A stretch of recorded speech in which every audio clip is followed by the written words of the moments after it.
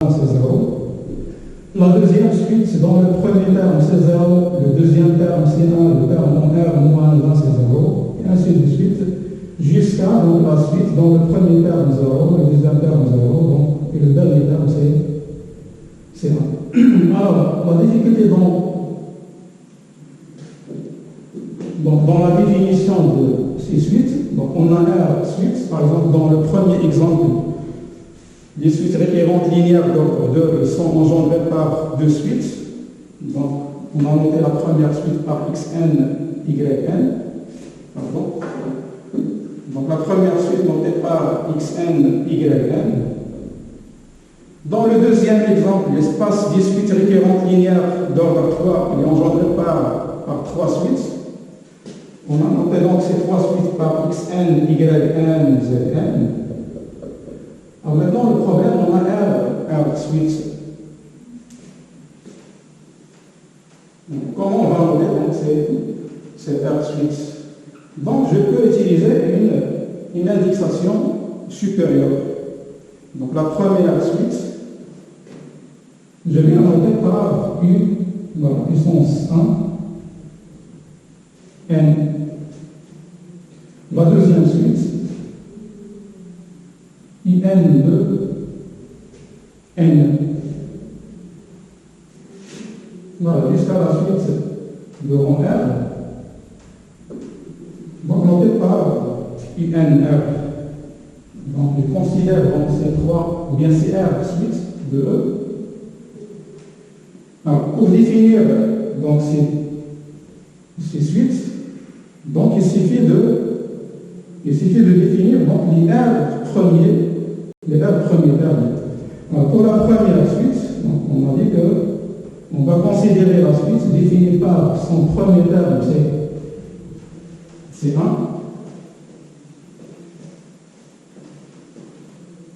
Donc, tel que U0, le premier terme de la suite, UN1, le premier terme c'est 1. Le deuxième terme, c'est 0. Voilà, jusqu'à le terme de rang R-1, c'est 0. Voilà, pour la deuxième suite,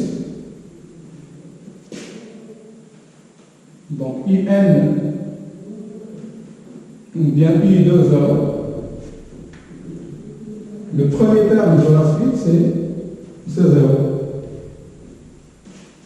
Le deuxième terme, donc U1, 2, c'est 1. Jusqu'à donc le terme en R-1 qui vaut 0. Voilà ainsi de suite. La suite UNR. Donc le premier terme U0R, c'est 0. Jusqu'à le terme, donc UR-1, R, c'est 1. Et tous les autres donc, termes sont nuls. Donc UR-2, R, c'est 0. Jusqu'à U1R, 0. U0R, c'est 0. Et ensuite, donc, de la même manière, on démontre que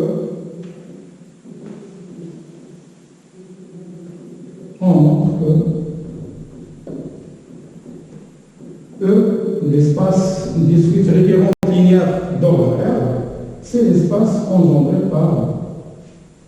par les suites UN1 jusqu'à UNR.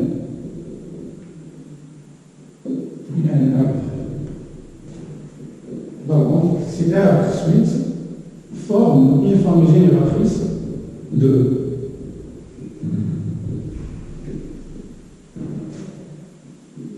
Alors, de la même manière, par double inclusion.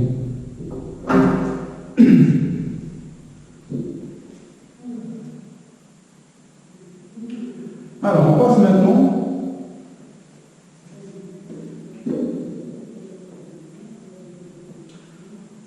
à la notion de base.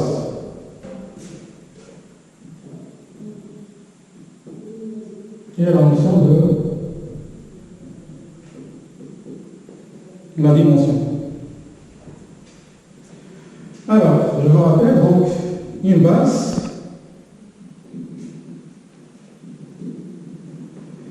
alors une famille F il y a la famille F qui est dite base de E.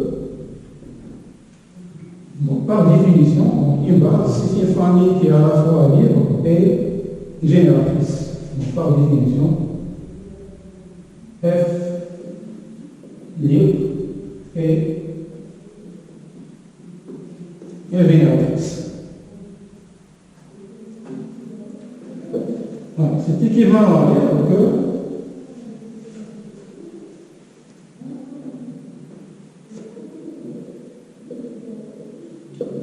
tout élément de E,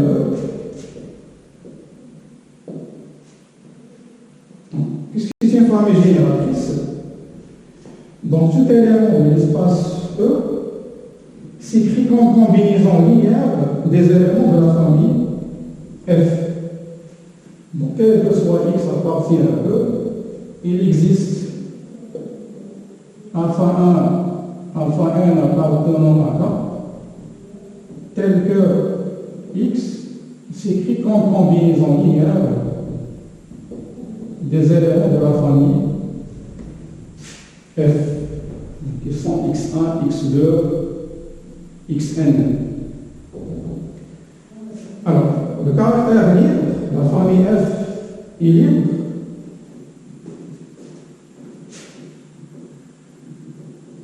puisque la famille est libre, alors les scalaires, les alpha X sont uniques. Donc F est une base de E, équivalent à dire que tout élément de E s'écrit d'une manière unique sur la forme alpha 1 x1 plus alpha 2 x2 plus alpha n xn. Alors, dans ce cas, donc, si F admet une base, la dimension de l'espace E, c'est le cardinal de F. Donc, si F base, la dimension de E, donc c'est exactement le cardinal, c'est-à-dire le nombre des éléments de la famille F.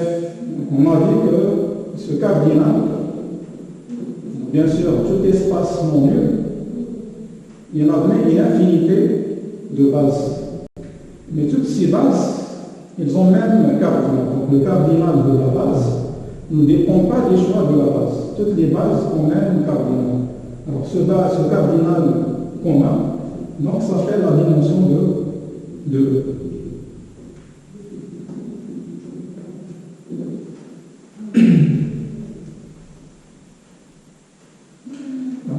Une relation importante à retenir concernant la base, ou bien concernant la dimension,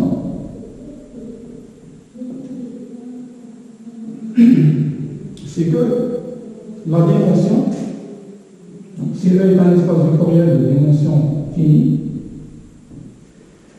alors la dimension de E, il est toujours majorée par le cardinal de toute famille génératrice. Donc, quelle que soit F, famille génératrice d'un espace vectoriel de dimension finie, le cardinal de la famille génératrice est supérieur à la dimension.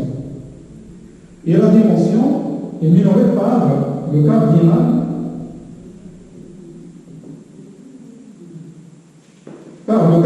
de toute famille libre. Autrement dit, donc une base, donc c'est une famille génératrice, puisque le cardinal d'une base toujours majoré par le cardinal de toute famille génératrice. Donc une base, c'est une famille génératrice minimale. Donc c'est une famille génératrice qui contient moins d'éléments. La dimension est supérieure le cardinal de toute famille libre. Donc une base de E, c'est une famille libre maximale, donc c'est une famille libre qui contient plus d'éléments. Voilà. Toujours la dimension d'un espace vectoriel est compris entre le cardinal de toute famille libre et le cardinal de toute famille génératrice. Alors, par exemple, dans R carré,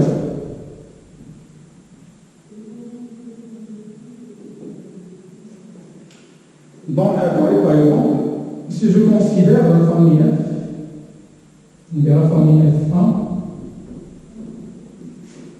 c'est moins 1, 3, 5, 7, 13, 27.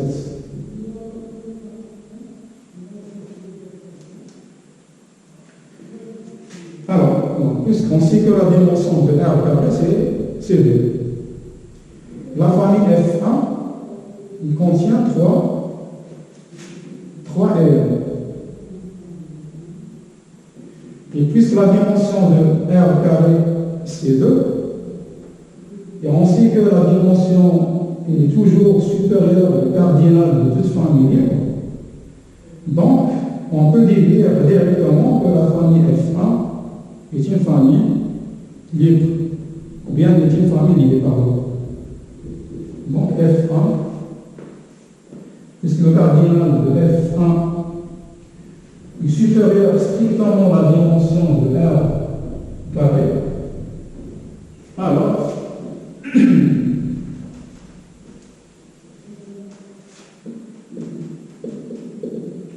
on peut déduire que F1 est lié, car la famille contient 3 vecteurs, et la dimension de R carré, c'est 2. Et on sait que toujours le cardinal de toute famille libre est majoré par la dimension. Un autre exemple, par exemple, dans R à la puissance 7,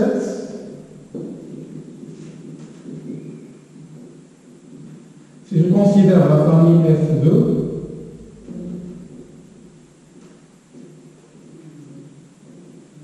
bien R 4, si je considère la famille F2, par exemple, c'est moins 1, 1, 0, 3, 5, 7, moins 1, 17, 3, 0, 0, 4. Voilà, c'est une famille à éléments dans R4. On sait que la dimension de R4 est égale à le cardinal de F2, c'est 3. Donc le cardinal de F2 est inférieur strictement à la dimension de l'espace R4. D'après cette inégalité, on sait que la dimension d'un espace vectoriel de dimension finie est toujours majorée par le cardinal de toute famille génératrice. Donc, d'après cette remarque, on peut déduire directement que la famille F2 ne peut pas être génératrice de R4, puisqu'il contient un nombre d'éléments inférieur strictement à la dimension de R4. On déduit que F2 n'est